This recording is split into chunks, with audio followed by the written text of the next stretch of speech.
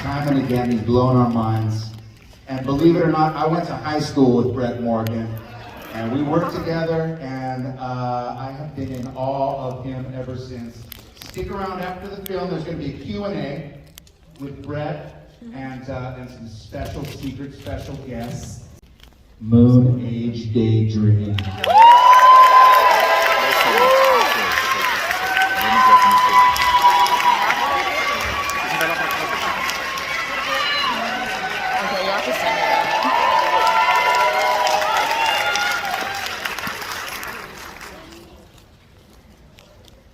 Take a moment to explain that.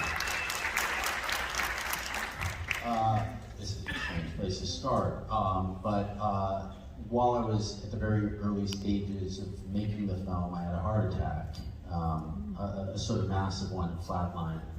I was in a coma for a week, and it was from that position that I began to dive in and write the film.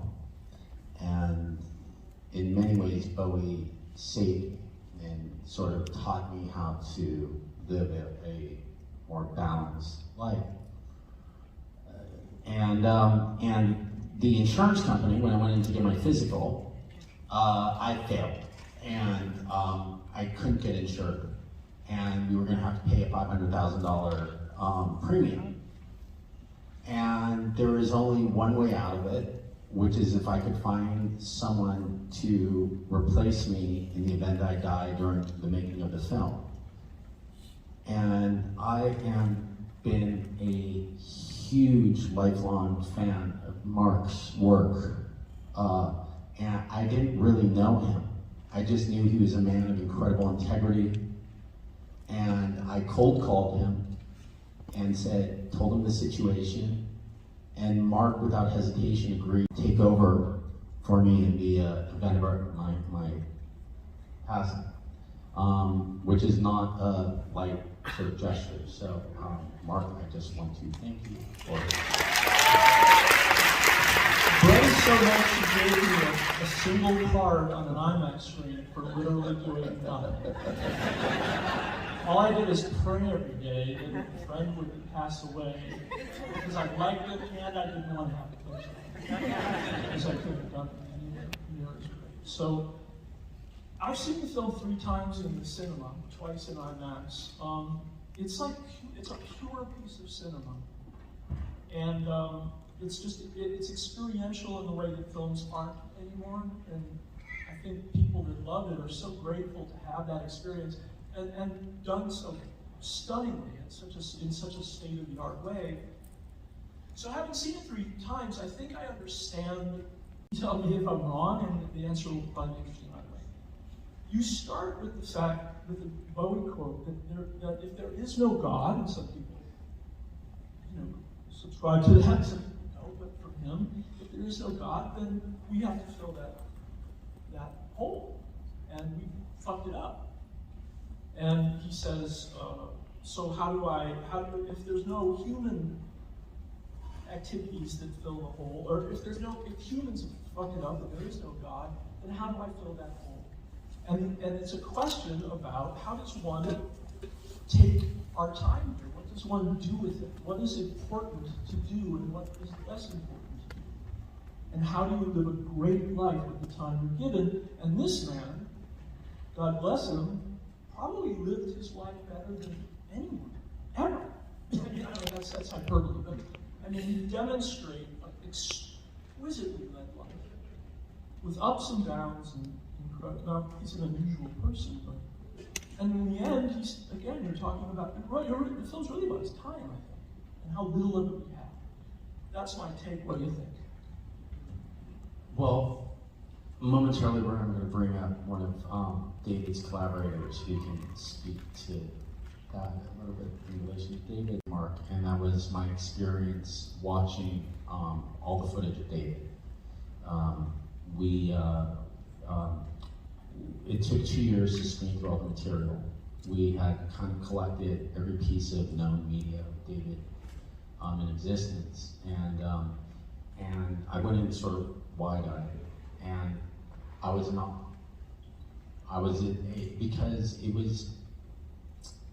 what you said about his appreciation and his ability to be present and to make the most out of this experience. There was a moment, the first day I was working on the film, Tony Visconti, David's longtime producer, invited me to his studio. And he said, I want to play you some stems. And he put on Signet Committee, which is the song that ends the elongated first half of the film. And Tony said, I want you to hear this, and he muted it. And at the end of the song, David sings out, I want to live, I want to live, I want to live. And when the dialogue, when the music was muted, you could hear him sobbing as he was singing that. And it was as if I was hearing a man who was on his last day. But here he was at the very beginning of his life, 21 years old, who had an appreciation, as I observed through the materials.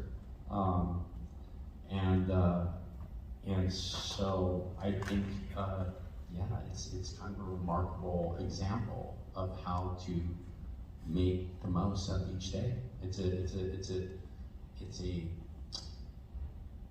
simple message, I suppose, almost Hallmark in a way.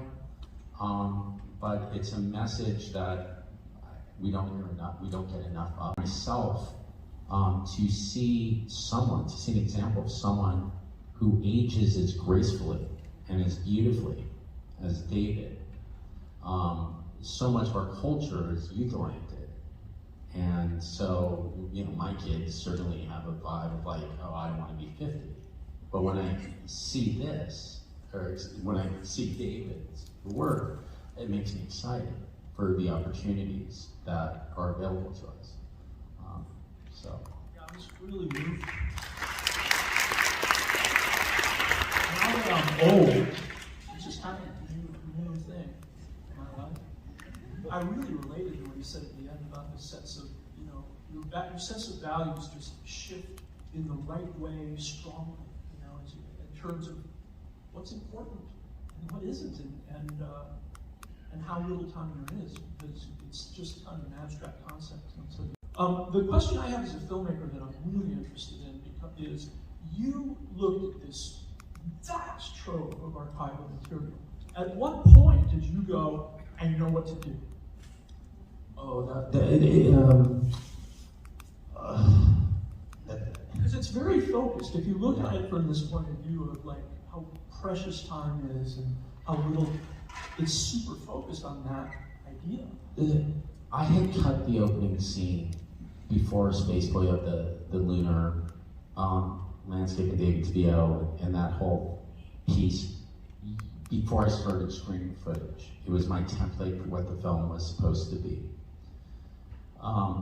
And I wanted it to be immersive, I wanted it to be experiential, I didn't want there to be facts, I wanted to arrive at a truth without the kind of traditional biographical components, something intangible. And so I jumped into the screening process for 2 years, feeling like, oh, I got this. You know, once I'm finished screening, we'll start cutting. And in this schedule for the film, there was 2 years of screening. Well, it was originally 4 months.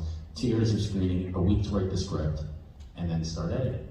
And I finished screening all the footage, and I sat down and I was like, how do you write an experience?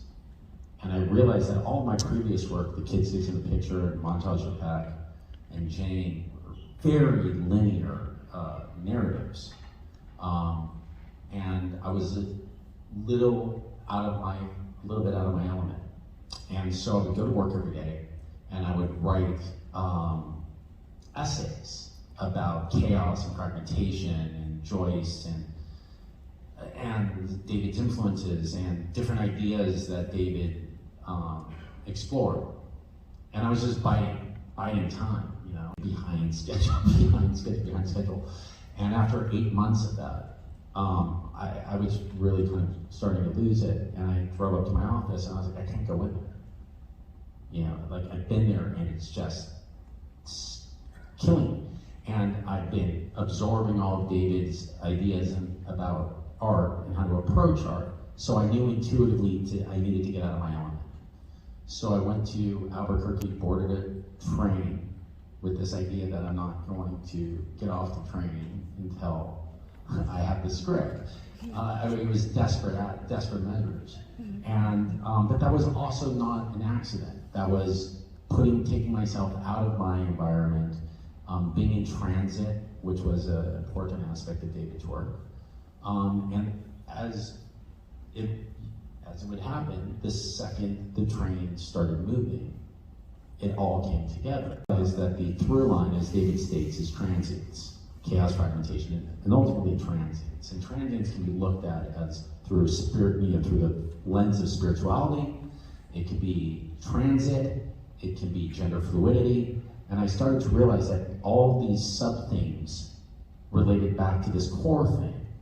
And so I started to create a playlist of David's music that kind of exemplified that, sort of brought that together, which was a game I played. I just said, I'm going to take 3 songs off each album, starting with his first album, that relate to the central through line of the film, and see how that kind of plays out. And then I brought Joseph Campbell's Hero with 1,000 Faces with me on the train, and I started thinking, can I put David into a hero's journey? And I started thinking of Iliad, and I started thinking of Ulysses, and I said, well, it's like a traditional hero's journey, except David has created his own challenges. And that provided me with the structure, which, in essence, looking at it now, it's, David learning how, in a way, not to have to put himself in harm's way and danger in order to create. And I think that, when he met Aman, he was able to create from the sort of safety of home, if you will. So one of the things that pains me about the film is that I ended it where it ended because I felt that Spaceboy was kind of the exclamation point, that he had sort of regained his form, and that to carry forward would have been just kind of a discography saying, look, he did it again, he did it again, he did it again. And so, but I think that there may be a perception that I is sort of writing off the last, actually, probably my favorite Bowie albums. And if it's okay, I think it's a great sort of opportunity. There's a gentleman I'd like to bring up to join us. Mike Garson performed the more shows with David Bowie than any other musician. He was with David on his first show in the United States, in Cleveland, I believe it was, or Cincinnati in 1973, and was with him on his last performance. He's David's piano man. He did performed most of the music in the film. And I just want to say there was a moment when I was at the sound mix and we were mixing Spaceboy live, and we didn't have the full set of stems we needed, and I couldn't get the panning to work the way I wanted to, and I was getting really frustrated. And I called up Mike, and I said, Mike, is there any way you can create a piano track? And 5 minutes later, or however long later, Mike sent us the track and helped us fill the space. Mike Garson, would you come join us, please?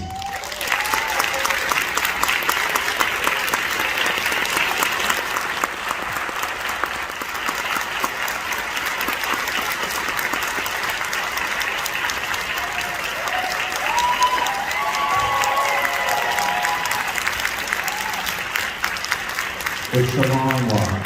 Coming from another area code.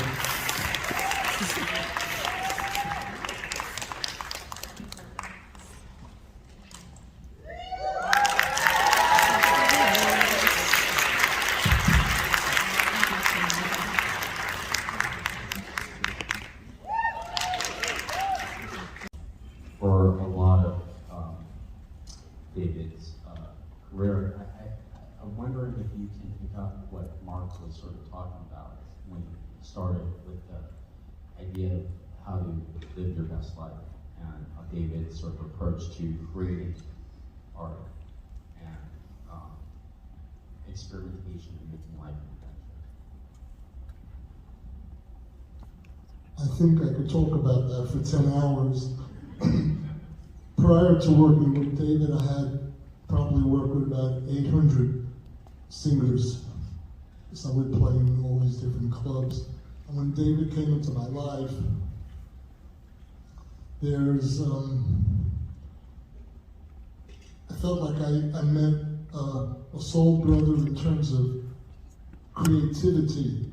And the thing that I found is many artists that I work with, you know, I played the piano for, it was fine, but he wanted me to totally be myself, and I could play things for him that I never played for anyone else, because he gave me that freedom to be who I was, and he wanted that for everybody, and he was just a very warm individual.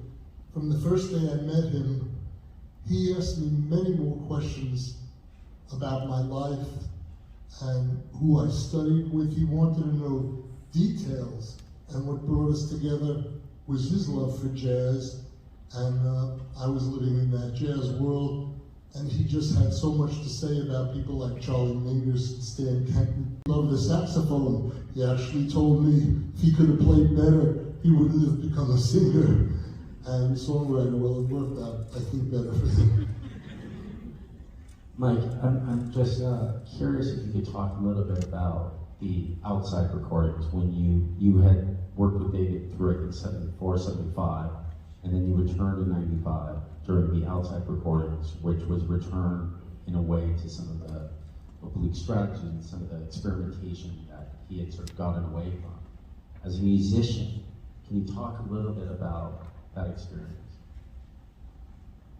Aside from the Aladdin Sane album, which was my first album with David, the best experience I had was on the Outside album, which we did in Montreux in Switzerland, in the same studio that Queen recorded, and it was just a perfect space. Before we went to record Outside, I was in the studio with David. I think we were working on the Buddha of Suburbia, and he said, I need to get back to myself.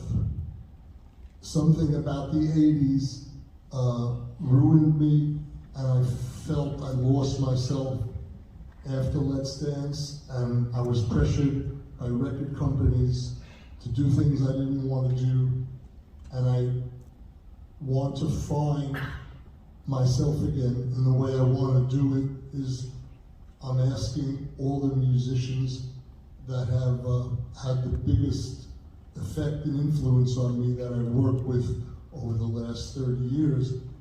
So he asked Carlos Alomar and Reeves Gabrels and Sterling Campbell, and he asked me to play piano. And he said, we're just going to go into the studio for 2 weeks, 4-6 hours a day. At that time it was tape, and there was 2 Sony machines that were attached to each other so you could get 48 tracks. And there was a camera set up on right next to each of our instruments. Everything was captured these several weeks, and we would just improvise out of nothing. Sometimes David would play a Marvin Gaye track in our headphones, and he'd ask us to play things against that and then remove all that. And then after he had probably 50 hours of all this improvisation, Brian Eno and him put these songs together, and of course we all got credited as co-composers because we made it from nothing.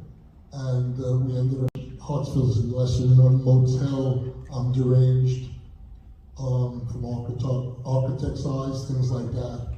So it was the most creative experience I've ever had in my life. And while all that was going on, he was doing charcoal paintings of each of us. As we were playing, he was doing this, and once in a while I'd go over to Mike and just sing some words. It was really life-changing. One of the things that I learned from David that I was not expecting going into this was the line in the film about virtuosity, about how he is essentially overrated as a filmmaker. It's something that I strive for to try to make everything perfect. And hearing him talk about that, about getting out of your comfort zone, of getting out of your sort of habits, I found inspiring creatively.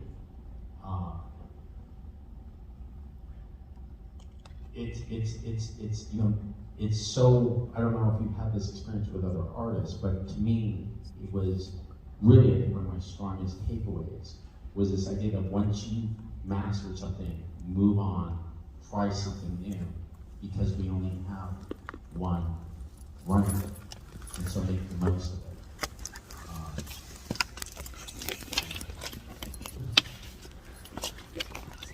He was a visionary. Probably some people wouldn't like what I'm going to say now, but I feel he's the greatest artist of the 20th and into the 21st century. I've given a lot of thought to that as a lot of artists I really love, but the multifaceted Renaissance man that he was just beyond belief. And it mattered me that I would never have done if he didn't give me the space and the trust. Every musician that he ever hired was the perfect musician at that point of his life and his music. And he never micromanaged for 1 second what anybody should play. He sometimes might give you a vision, but he trusted you to do your thing. He might have done his homework and vetted you before you got there, but once you got there, you had the freedom to really express yourself.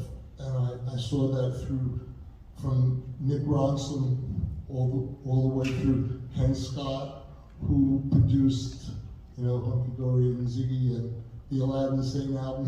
He just let each person, each engineer, each producer, Tony, just do their thing. Be comfortable in his own skin, I think, to be able to do that. And as far as comfort zone, he was always pushing us. I mean, I would have liked the Ziggy tour to go on another 6 months. He was done. Diamond Dogs, he was done. Young Americans, just when I was settling into the music. But I learned that, he had to be truthful to himself, and he didn't like getting bored. He liked, as he says, to be busy every day and really doing and creating. And sometimes at the end of certain tours, the last 10, 15 gigs, I could see he was done with the tour. It wasn't a lot of fun to finish those last gigs because he was already on to the next album and the next thought process. So I feel so blessed.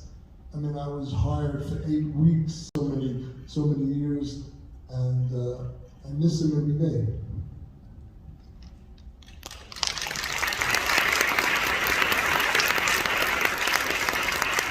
Well, of the three of us, you certainly knew David more intimately than anyone that I've ever met, perhaps. You were with him for so long. So just as an observer of the film, watcher of the film, do you think it gets at an aspect of David? Does it reveal things to you that you didn't know? Or talk about your reaction to the film as a person who knew him. This is not the first time I've seen the film, and I learn something each time. It's magnificent. I wish it was a 20-hour series. I invite you to do more. There's a lot of footage I know that's sitting around. I promise no heart attacks, nothing like that. It's just, I needed more, So when is the sequel? When are you starting, Mark? I don't know how long we're supposed to go, but Mark, do you mind if I ask you about your plot? Mark directed Jump, one of the great Bowie music videos. And I'm always going to ask you, but one of my favorite shots of the film is the shot of David going down the hallway, the green hallway. That was from one of the outtakes from Mark's video. And Mark, Mark has worked with everyone from Michael Jackson, U2, Beyonce, pretty much every artist over the last 25 years. Experience with David. I was, thinking about that watching the film. I was so blessed because I don't become friendly with some of the artists that I work with. Like, I stay in touch, but David and I really stayed in touch. I saw him several times after the shoot. I did another video with him, and he asked me to do, I can't remember the name of it, but, I spent, he invited my girlfriend and I over to his house for dinner. He had an apartment on Maple Drive, a very unprepossessing building that you would never. It was like a 2-bedroom apartment. It was filled with odd livings, great works of art, but it was pretty modest. What I'll say is that I've had this very blessed, weird life where I've worked with like a lot of superstars, and for some reason I became like the superstar whisperer. I don't know why. And my experience with him was utterly unique. Kind of cast of humans that are that famous for that long and that beloved, and who have had the experience over and over again of having hundreds of thousands of people cheering. And I've never met a more modest, humble, kind, gentlemanly, thoughtful, humble, interesting.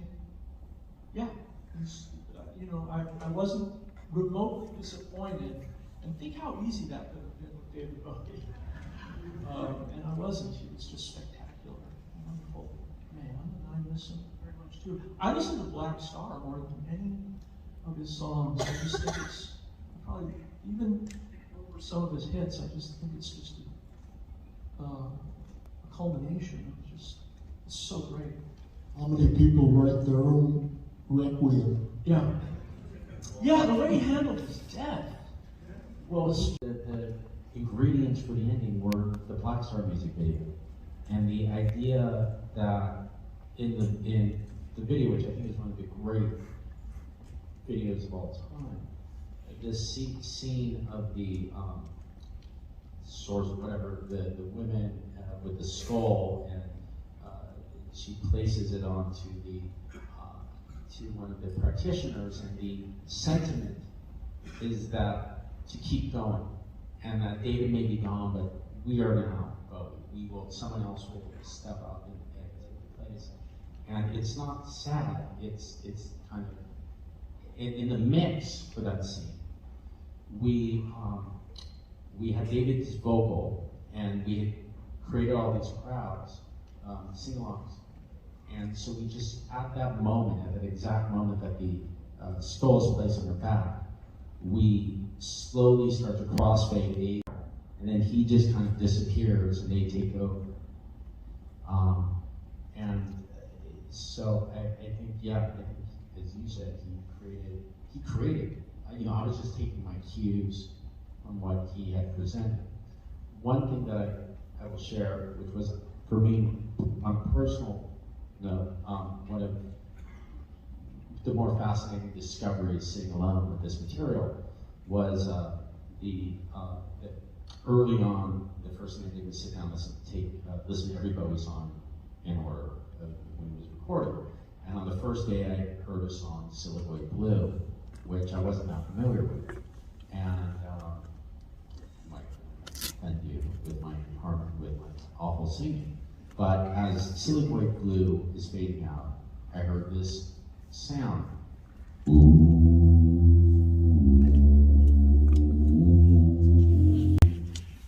And I thought, wow, that's really familiar, but I can't place it.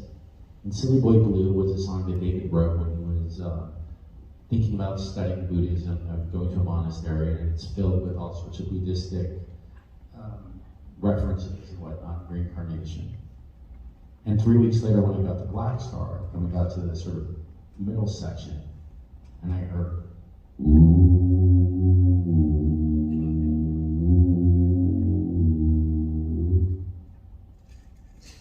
and Black Star is also a song that deals with death and reincarnation and moving on. And in the music edit that you just heard, you hear that connection. I intro the Silly Boy Blue one and end with the Black Star one, and you can't hear an edit across time. And I think that also some of the repetition of imagery was something that I just, I found sort of comforting and honest, because life is not this straight line. Themes come back, reoccur, and amidst all this familiar.